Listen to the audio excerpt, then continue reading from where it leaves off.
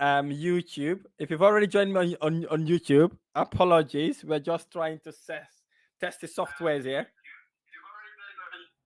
Right. Okay. So we are ready to rock and roll. I believe. And then let's go on live on LinkedIn now, right? Okay. LinkedIn. You're gonna do join.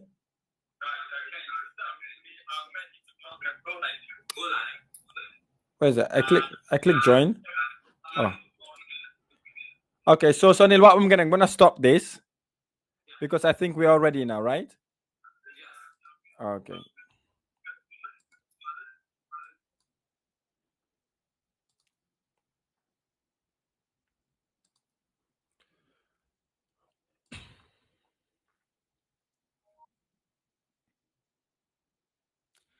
Hello, hello, hello, hello.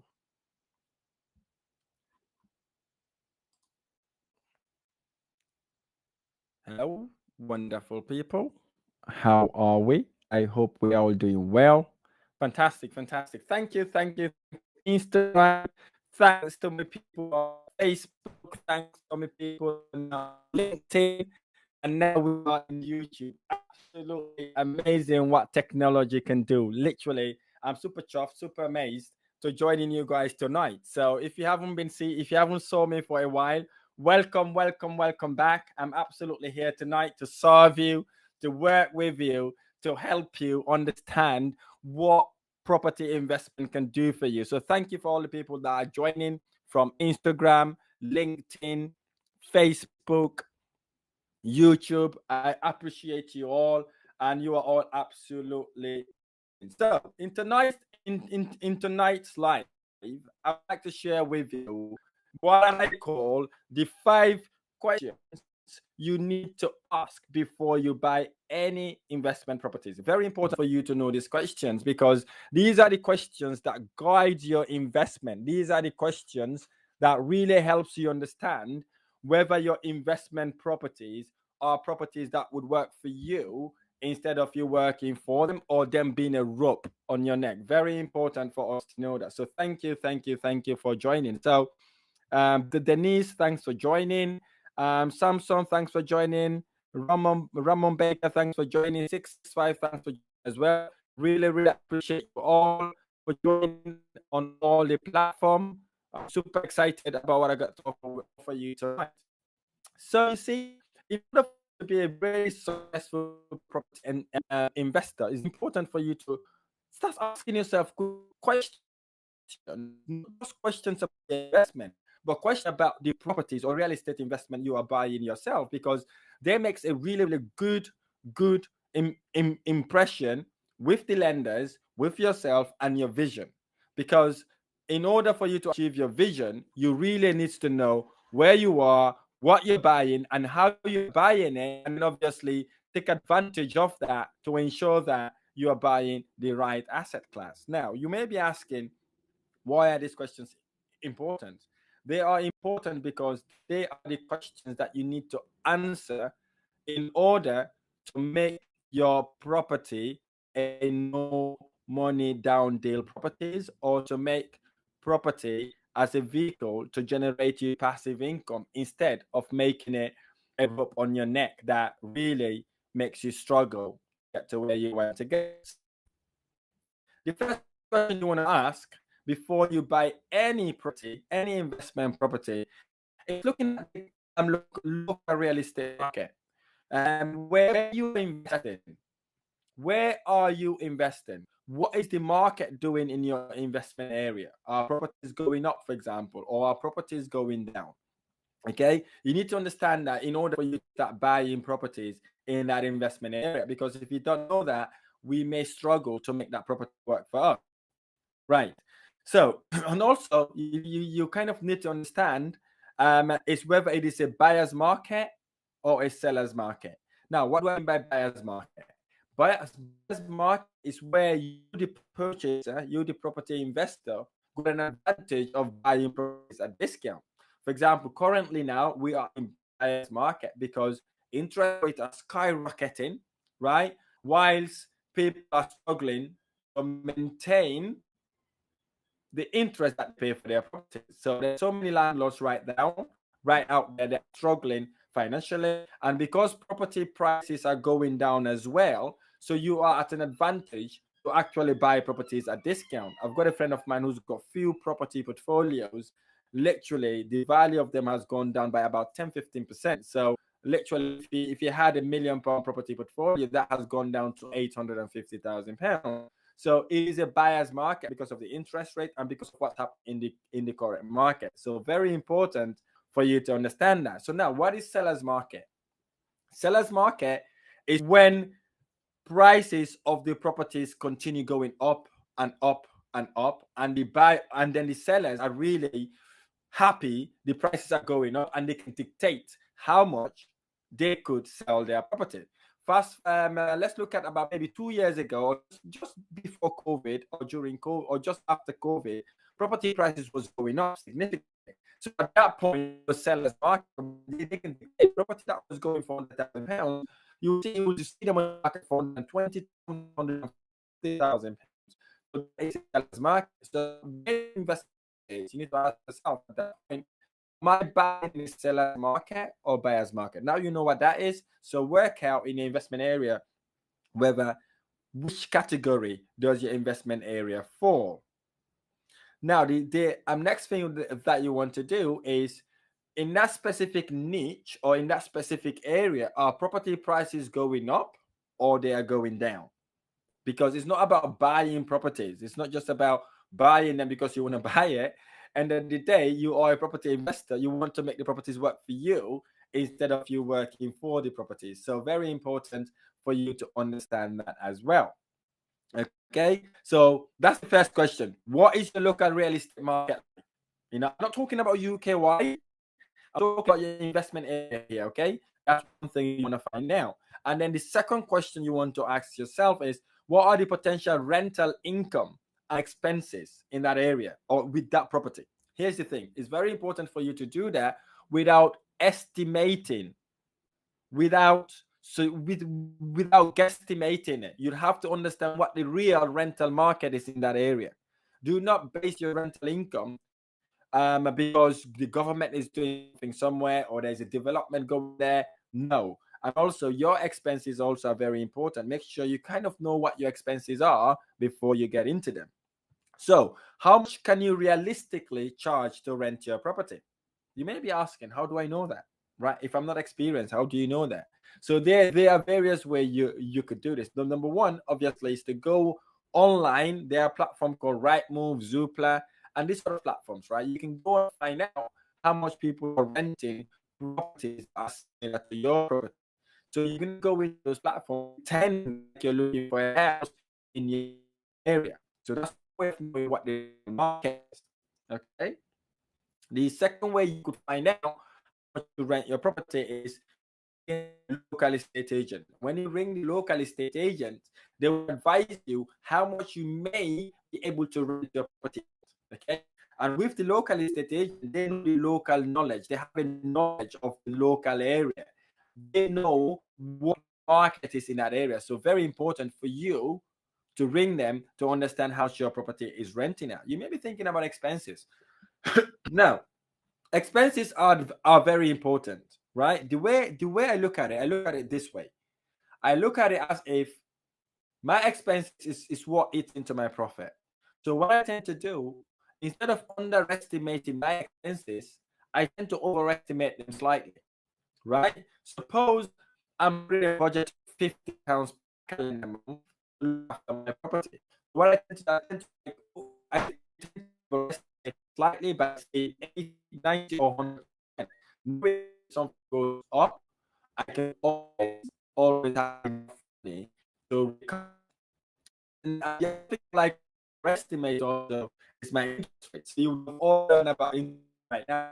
Interest rate has gone up significantly recently as a result of the Bank of England increasing interest rates. So it's gone up crazy. Imagine just a few months ago, interest rate was less than 3%. Now it's gone up 6 to 7%. right? So it is a very, very unpredictable situation. Hence the reason I was sharing just now. I've got a friend of mine whose property portfolio has gone down significantly as a result. And I've got some landlords that contact me about the interest rate. They just cannot keep up because they are on variable rate and interest rates keep going up and up and up, and they're really struggling to maintain the interest rate. So it's always good to overestimate it in a way that, you know, worst case scenario, you are still making good return on your investments. Important. So next thing you want to back up that with is your maintenance cost, right? Your maintenance cost, I've already touched on it just slightly, but you need to understand what it is. How much are you going to be maintaining that property? If you renovate already, still factor in your maintenance cost, because your maintenance cost is what makes the deal work or works without you, and that's what makes your property work really, really well, and it obviously makes your money work harder for you. I hope this is making sense. If this is making sense, comment on the chat box. If you're watching me on Instagram, let me get the love and the likes. If you disagree with whatever I'm saying, right, comment on that chat box, interact with me, talk to me, so I can know that we are getting there. Okay, so if you disagree with anything, if you have any question along the way, please do let me know. So whilst you're looking at your rental income and your expenses, you want to be thinking about the neighborhood where you're investing, right? How is the neighborhood like? Okay, is it a good neighborhood to invest? Do you think you may be able to attract the right sort of clients? Because the neighborhood is what your target market is going to look at. If you're looking to rent these properties, right, you want to make sure basically you're going to be renting it the clientele you want to rent it at. Okay, here's the thing: if you're targeting doctors and you build or you renovate or bought a property where there are warehouse workers, obviously you're not going to get your target market. For a property where lots of doctors targeting warehouse or managers, you may get on top of that property. So very important for you to be able to do that or rent that property at that price, because the location and the neighborhood is very pivotal to your investment journey. So thank you all for joining. Thank you for Sinead. Thanks to Kilonga for joining. Adiola Bolajumabua. So I hope I pronounced that right. Thanks for joining as well. I appreciate you all for being here. So again, if you disagree with what I'm saying, comment on the chat box, okay? If you think what I'm saying making sense, give me some love and appreciation. So the third question you want to ask yourself, or you want to ask about that property, is: are there upcoming development and infrastructure improvement in that area? Now, what do I mean by that?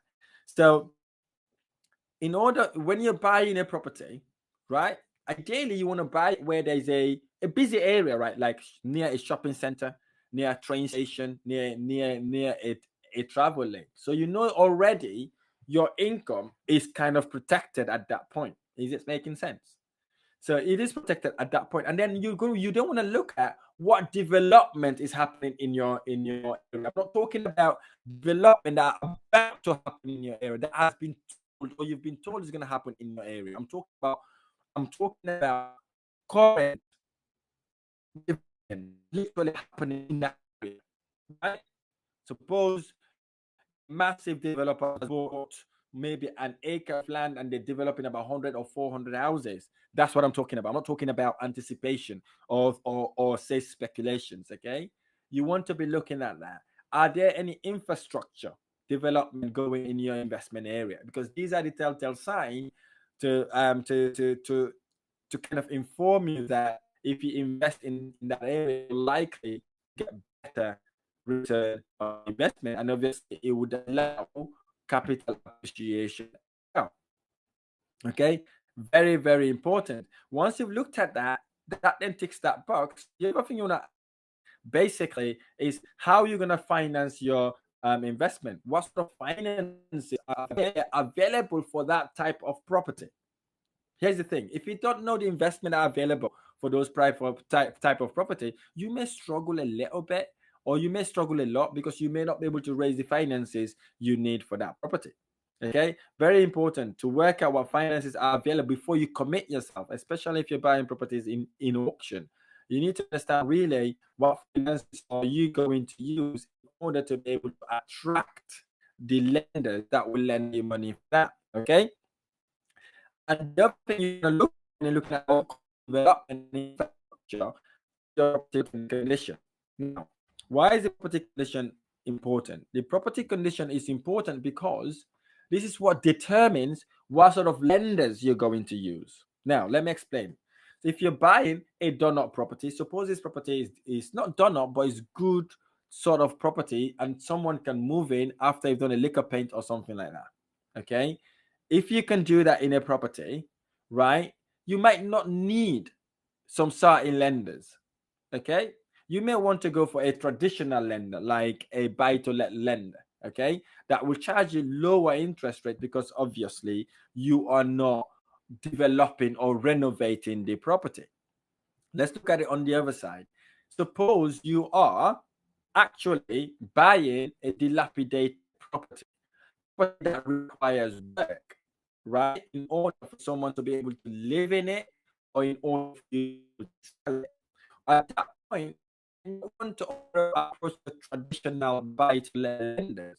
You want to approach the bridging loan companies. These are the short-term lenders that will lend you money to bridge you to refurbish the property to making it in a livable or sellable condition. So that way, they will lend the money to you to force the value of your property up. Okay, force that value up, and then you can then remortgage to your traditional lender. And also, the condition of the property also determines what you could do to actually approach lenders. Okay, it could be private investors, for example, especially private investors. They want to kind of get involved in deals that they know you can add value to and give them better return on their investment. So that would also play a vital role in your investment. If this is making sense, let me see. Love, Instagram, LinkedIn, Facebook, wherever you're watching me from. Have any questions? Drop them in the chat box. Okay, drop them in the chat box. Interact with me. Show me you're there. You want to work with me, okay, on this. Okay, so these are the things you want to look at when you're looking at the point. And then the fourth point is, do you have necessary funds for down payment? Now, what do I mean by this? What I mean here is basically, in order for you to be able to buy a house, in most cases, the lenders would ask you to put some money down. What sort of money am I talking about here? I'm talking about deposit, right? You need to put a deposit down in order for the bank to lend you the outstanding balance to complete the process. I'll walk you through an example. Suppose we saw a property, and that property worth, say, £100,000. Okay, if you're worth £100,000, usually the bank will lend you about 75% of that £100,000. 75% of that £100,000 would be £75,000. Is this making sense? So you have to come up with the 25%, which is the £25,000. Okay, so that's what I'm talking about here. Do you have the necessary funds to put down as a down payment, as a deposit for that property, right?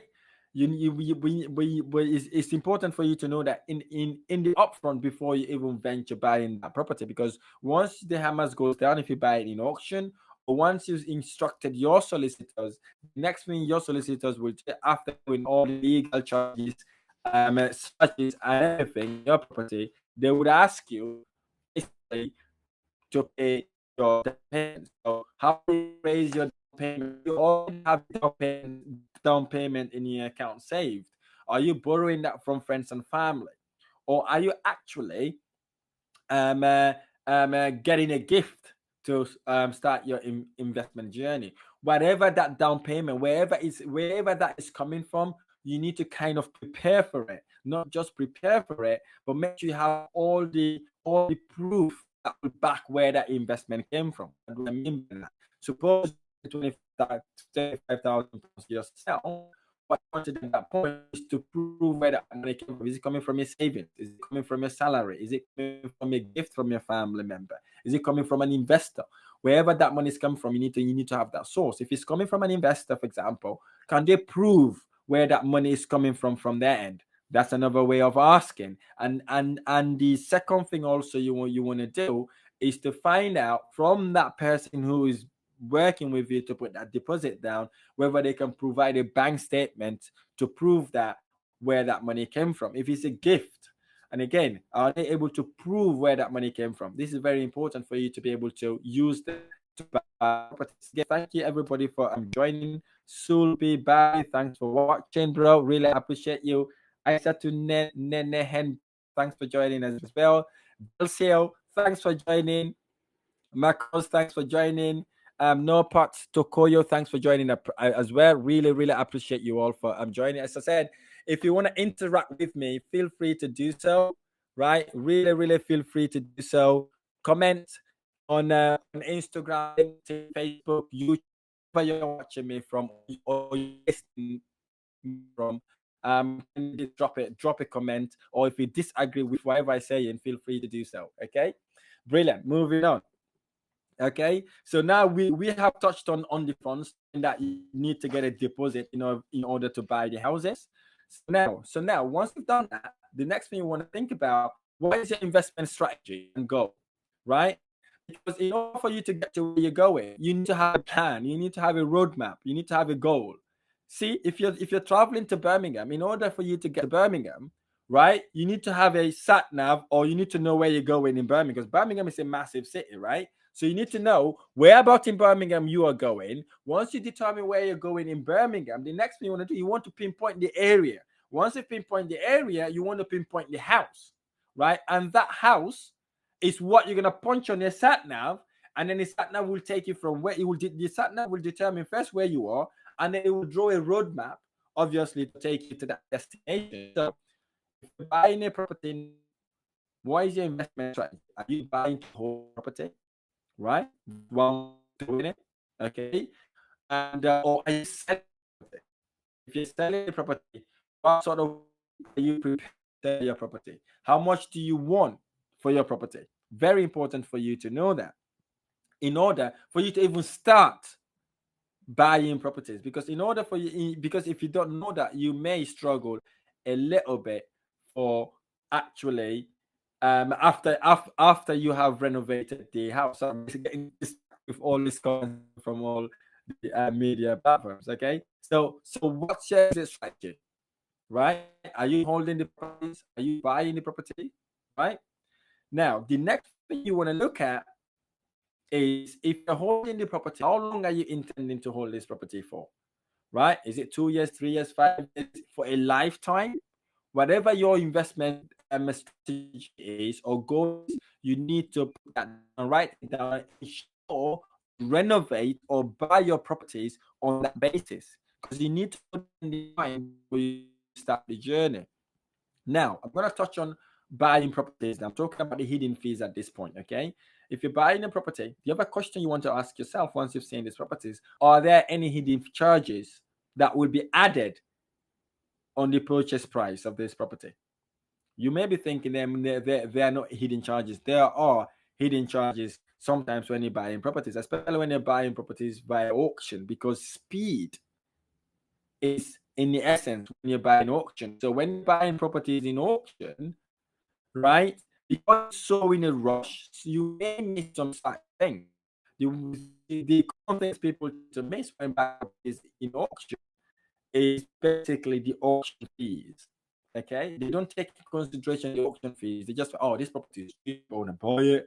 They go and start buying properties that way. But here's the thing: sometimes the auctions are very, very, very, very high. Auction fees are auction fees are very, very high, because sometimes that's where the auctioneers make money, and obviously the seller also get the auctioneer to actually rack the price up as well, because they're not paying for the auction fees. Some auctioneers charge £6,000, right? So if you're buying a property in auction, that is a deal breaker. That can literally kill your deal. So you need to work out what the auction fees are. That's one thing. The second thing you want to look at when you're looking at your auction pack is what the legality in buying the properties. Are you paying for the seller fee? Because in most auctions, they will ask you to pay for the seller fee.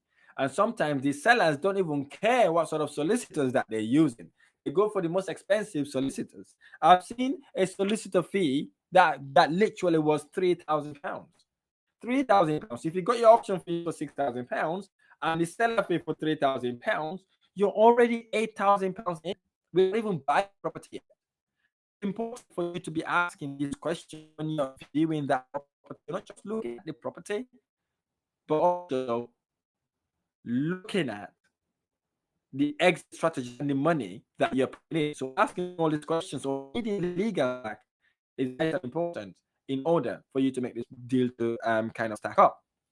And then, so the other important thing you want to look at is the property you're buying, right? Very important. Write this down if you've not been writing notes. How long has the current owner owned that property?